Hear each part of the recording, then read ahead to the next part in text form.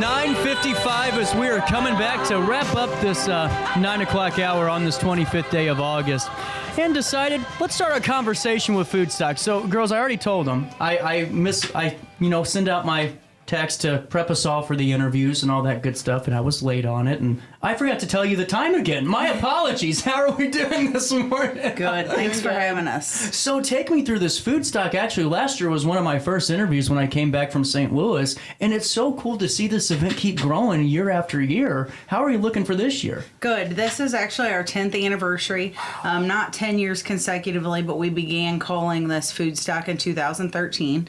Last year we did 7 tons of food and $16,000 in cash donations. Wow. So we're pretty excited about this year. It's really our followers that make this happen in the community. We're really blessed with incredibly loyal and dedicated followers that really we just provide the space, and they're the ones that make this happen. So this year it's going to be Saturday, September the 9th. From 1 to 10. We shortened it a little bit. We usually do a 12-hour thing, and we just decided that it could all be done in 10 hours, so we're going to try that this year, 9 hours. It's at the Cottage Hills VFW at 121 South William Street in Cottage Hills. It's only $5 to enter. The highlight of our event is what we call the stack off. So we get local teams, businesses, clubs, and groups to compete against each other in a friendly competition to see who can bring the most non-perishable goods. Mm-hmm. This year we have the Block Church in Rosewood Heights, the Wood River Fire Department, the Cottage Hills VFW theirself, Riverbend Jeep Club, the Cottage Hills Fire Department and the Ladies Auxiliary there as well. The Garage Gang, which is just a fun group of friends that decided to join in, and we love that too. Of course, us as the Foodstock gals will put in our own contribution, and we just got a call this morning that the Alton High School Biology Club is going to participate, so we're really excited about that. That's incredible, and that's what I think is so cool. Is you guys come up with these creative activities to really, reach your goals, but also make it fun for everybody too. I mean, it really is such a cool thing. Yeah, and our intention is to make it an all ages event. We have a lot of great activities set up for kids, which my daughter Ashlyn is going to talk about. Mm-hmm. This began as a family project, and we're so grateful to see her become an adult and start to take over things. So to us, it's become more of just a thing and kind of a legacy and something that we hope that we're leaving for the next generation. So that's really cool for us. Absolutely. So first of all, our food donations go to the Community Hope Center in Cottage Hills, which services the area. They have ample storage space, so all of our food goes there. Next, the Oasis Shelter for Women in Alton doesn't really have the capacity for storage, so we make a larger cash donation to them. Mm-hmm. Last year we donated $8,500 to them, and they also had a silent donor that matched our donation, so that magically turned into $17,000. I have yet to contact them this year, but I am praying that they have a silent donor again and that we can do big work for them. They're making amazing work in the community.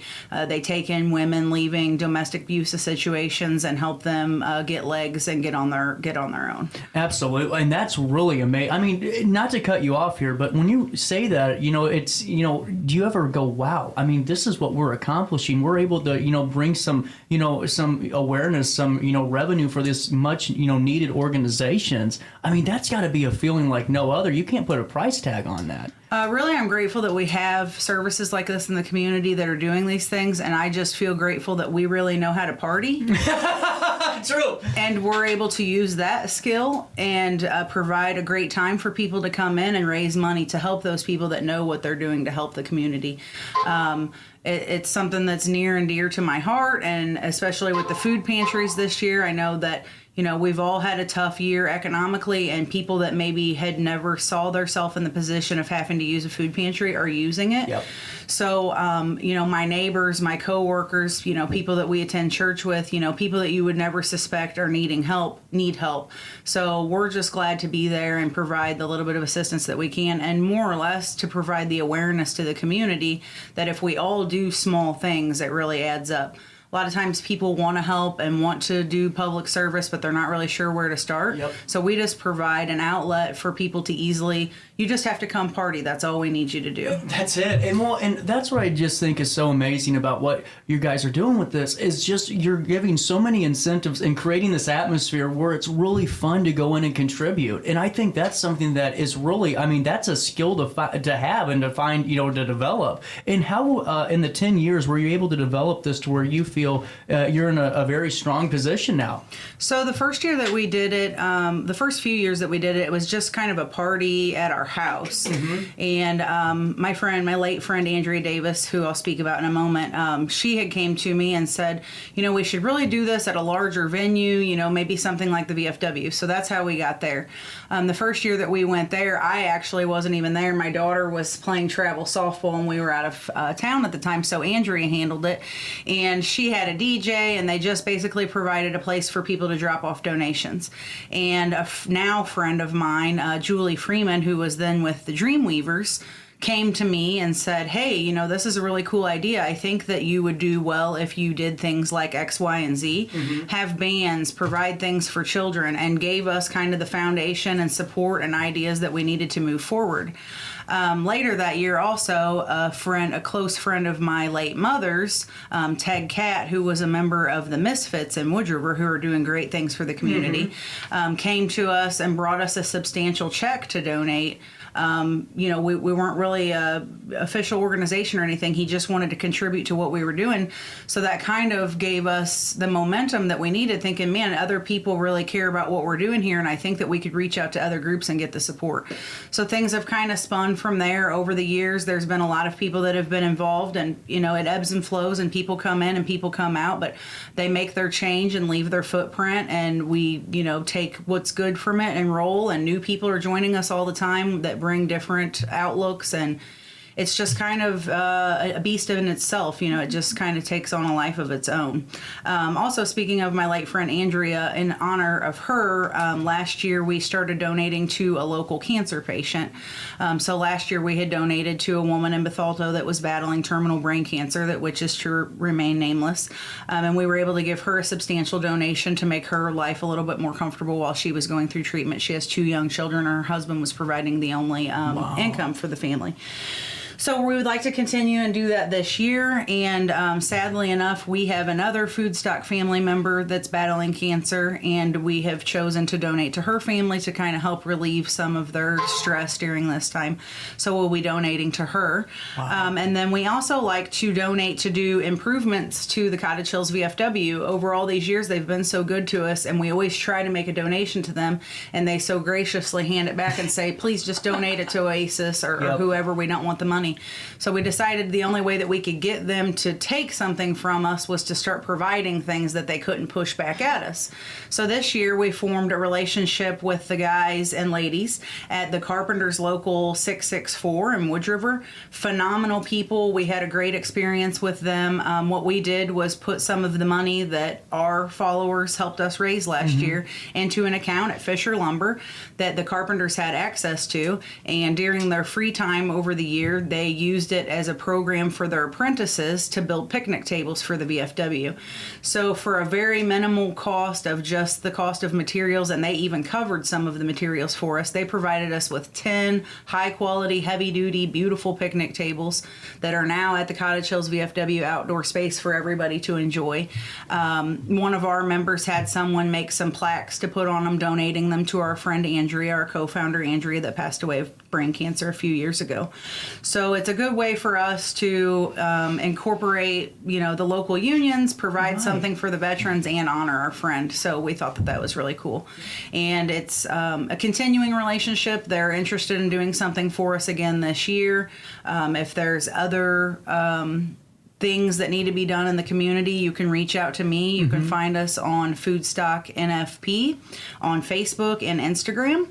And you can contact me, send me a message, let me know if there's something going on that an organization needs help with, and we can get with the Carpenters and see if they can help us with that. Absolutely. That ding you keep hearing is our text line. Keep texting. I'll get to them. They changed it. I used to see them on my computer. Now it's like on my phone, so I feel really disrespectful. Anyway, with that being said, I think this is really cool. And like you said, to find ways to support the VFW, because they aren't going to take your check, and I'm sure of that. But to be able to go, well, let's collaborate with the union and let's see if we can make some picnic tables, or, maybe that awning's looking a little off. Maybe we can take care of that for them. To me, that goes further than a checker sometimes can do. Exactly. And it's providing opportunities for the carpenters to provide community service work that their apprentices need to complete their apprenticeship program.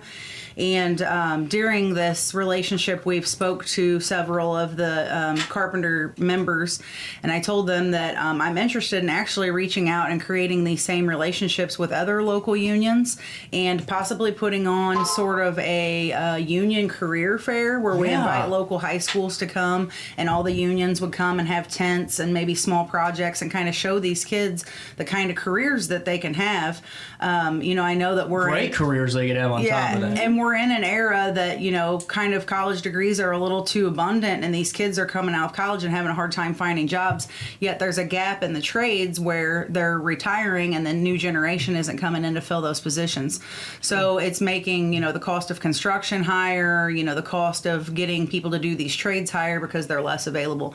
So we would like to try to provide an outlet to show these kids coming out of high school that you maybe don't exactly have to go to college to provide a nice lifestyle with your for your family, that there's all these trades available that, we would like to showcase. So that's another good thing that came out of it. Again, it's just kind of a machine, and it takes on its own kind of life. So through that relationship, I feel like we've maybe created another relationship that gives us an outlet into something else that, again, provides information and help for the community. Well, on top of that, I mean, it's the hardest thing is to get the train moving on anything. Finally to get those wheels turning along and chugging. But once the train starts, it's pretty hard to stop. That's right. And it seems like you guys are at a point now where it's, just being able to keep using your relationships you already had and just keep developing more, and providing more opportunities. That's what I think is just amazing with this and your guys' hard work. Yeah, and I really appreciate the girls that help this all make this all happen. There's a lot that goes on in the background, and these women that are out there working hard and represent us in a way that gives us a very good reputation with the community, and people trust and respect that we're going to do what's right with the money that they give to us. And that's not because of me. That's because of the girls that are doing this in the background, the girls that are reaching out and getting the local business sponsors that make these relationships with the businesses, the girls that are reaching out with vendors and getting us deals for the food and stuff that we sell the day of. So I'm sorry, I'm getting off track. Oh, no, all good. We'll go back to the day of. We have some really exciting entertainment lined up this year. We have a great used to be local band, but they've all kind of moved throughout the country, but they're actually reuniting and coming back here just for us. Late for Work. Oh, wow. Very, very popular local band. They'll be playing for us from 1 to 4. We're going to have a break from 4 to 7 to do some things that Ashlyn's going to talk about in a moment. And then our highlight event of the evening is the Owls Band is going to play from 7 to 10. We're going to have raffle baskets and everything inside so everybody can go in and enjoy the air conditioning. We're also raffling off some lovely Yeti coolers. We have sold a bunch of tickets, but we reserved 100 for the day of. We are also having axe throwing provided by the Axe Company in Glen Carbon, one of our sponsors. There's a cornhole tournament that's being provided by 618 Cornhole. Thank you very much, Dan Sickler. And they are actually going to be paying out up to third place, first, second, and third place, up to $1,250. So they're limiting, I believe, 60 teams they're allowing to sign up. Dan has this up already on Cornholio, which if you're a big cornhole person, you know what that is. They can go on there and register now, or they can contact our page and we have a sign up and I'll put your team down. Also, we're going to have a lot of great kids activities. Like I said, we like to make this a family-friendly event, so we work really hard on making it fun for the kids, safe atmosphere where the parents can come and sit down and relax and not really have to worry about keeping an eye on your kids because you know that they're safe. The VFW has a 27-acre facility. It's the most beautiful outdoor space that you'll find in the Bethalto area. It's a hidden treasure. So I'm going to hand it over to Ashlyn real quick so she can talk about the schedule for kids events. Absolutely. Fill us in if you could. Yeah, like she said, we know how to party. And that extends to the kids, too. The kiddos have to have something to do while the parents are here supporting the community. So from 1 to 4, we have a couple different things going on. We're going to do some carnival type games. So, a ring toss, the duck pond game.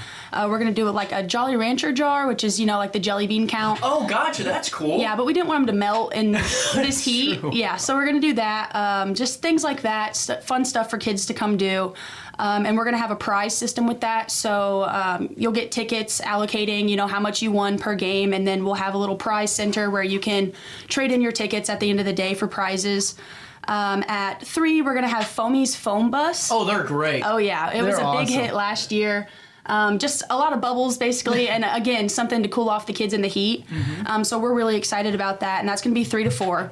And then 4 to 5, we're going to have the Piasol Martial Arts come do a demonstration by the stage, which they've done a couple years in a row. Very popular. Yeah, it's a really neat thing to see, especially because they're also local, and it's everywhere from the little kids to, their black belt teachers all doing it, and it's real neat. Yeah, and that's at 4. And then 5 to 7, we're going to do a cakewalk, which I'm really excited about. Is this the one where the music stops and you land on? Yes. Okay, yeah, I'm in for that. Mark me down. Yeah, too. yeah, gotcha. And we have not only just novice home bakers donating to this, but we also have some big local names like the Cheesecake Lady and the Sweet Things. Is there an age requirement? No. There is not. Oh, Everyone, wow. so I'm in it everyone too. is welcome. I will be doing it. Yeah. Yeah, so it could be from a box of snack cakes to a cheesecake from the, locally famous Cheesecake Lady. So we recommend that everybody come in, and like you said, all ages are welcome to participate in the cakewalk. We're just going to require $1 for entry, so that's a quick little way for us to make a little bit of money, but the kids to still get something really cool to take home. Absolutely. Is there anything else coming down the pipeline that we need to fill us in on? Throughout the day, we're also going to do like yard twister and yard Jenga stuff. It's going to be just unlimited participation for the kiddos, just in case they're, not into the other games we got going on. We'll always have those. And then as far as the prizes, we're going to have stuff like Nerf guns and water guns. We have some cool slime kits that I'm kind of excited about. Board games, sports equipment, and lots of candy to fuel up your kids so that they can keep playing all day. And then be worn out by the time they get home, so everyone can go to bed early. And then for other fuel, our girls, Radina and Marissa, who always take care of our food sales and knock it out of the park, this year they're doing walking tacos, pulled pork sandwiches, and also the Foodstock dog, as we call it, a large all-beef hot dog topped with pulled pork and coleslaw. And I think that's it. I think so. Maybe Regular hot dogs. Anyways, they always knock it out of the park, and they keep it at a fair price, so everybody's able to feed the family and like you said, fuel the banks and keep the party going, but also enables us to raise a substantial amount of money for our charities. My girl Katricia and her team will be taking care of the raffle baskets. We're also still taking donations for those. If anybody out there would like to donate a basket for that, that's usually our largest earner of the year. We're also looking for gift cards, scratch off lottery tickets, anything that is raffleable. You can also contact us on our pages at Foodstock NFP on Facebook and Instagram, and we'll get right back with you. There's about 20 of us that make this all happen. Wow. We live from anywhere from Bunker Hill to Grafton, so we can make pickups just about anywhere. Just get a hold of us and let us know, and we'll send somebody out. Without a doubt. I always fall for the lottery ticket baskets. I always do. I'm going, well, if I have put 80 in, I still could win 120 on these. I'm a bad gambler. I very rarely win anymore. But I just think, seriously, girls, what you guys do with this is fantastic. I mean, you're really helping the community. And unless you know somebody or really have experienced what it's like to be food deprived and not be able to afford the basic necessities, you don't realize how important this really is. And for you to donate to all these other organizations like Oasis, which is one of the best in the area, and the list goes on and on, I mean, that to me is really cool. And then passing the torch eventually for the next generation to take this over and already getting that process going.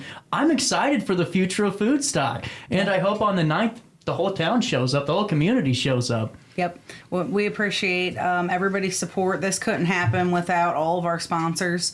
This year, our top tier sponsors are Federal Steel, Eagles Nest Family Restaurant, West Star Aviation, Caldwell Banker Realtors, Team Campbell, the Simmons Hanley Conroy Foundation, that's the employee foundation, Olmsted Contracting, Barry's Bar Staunton, the Carpenters Local 664, and 19 other wonderful local homegrown businesses. This really couldn't happen without them and their funding, so we greatly appreciate them. Most of them usually show up in person and are passionate about what we're doing as well, so it's kind of an easy sell when we go to get sponsorships because these are people that truly believe in what we're doing. Again, a shout out to all my girls that make all this happen. I couldn't do it without them. They're just as passionate as we are about it, and their kids are involved and come and help too. It's really cool to see. And like you said, if you don't know somebody that needs this help, then you're blessed, because the economy is really touching even upper middle income families right now. People that were safe 3 years ago are really struggling now. So it's more important to us now than ever that even if you show up and just bring, $5 bag of stuff that you pick up from Aldi or Ruler Foods, it's greatly going to impact the amount of food that we deliver. That's another thing. If you're not competing in the stack off and you're going to come and hang out with the kids, just grab a bag of something and bring it with you, and we'll have all the stacks labeled for each of the groups and organizations that's participating. If you know somebody in the Jeep Club, you're welcome to put it in their pile. If your kid is in the Biology Club, you're welcome to put it in their pile, or split it up and put it wherever you want, or throw it at your least favorite person and we'll pick it up. I love it. I love it. On September the 9th, I hope to see you guys there. And girls, seriously, this is such a cool event. Keep up the great work and keep not only just putting on an awesome party, because we all love those, but keep up just helping so many families and individuals that truly need the help. I just think it's amazing. Thank you for stopping by. Thank you so much. And then what's the, one last time, the Facebook page, just in case people have questions? The Facebook page and Instagram, you can find us at Foodstock NFP. And actually, my 15-year-old daughter runs the Instagram page. There you go. And I run the Facebook page. And my 21-year-old daughter, Ashlyn, helps us with all the gaps in between. So there's pretty much always somebody available to respond very quickly. Without a doubt. At 10:16, I will see you on September the 9th, and we'll take a quick break and come back with the Jersey Community Healthcare Foundation right after this quick one in downtown Alton.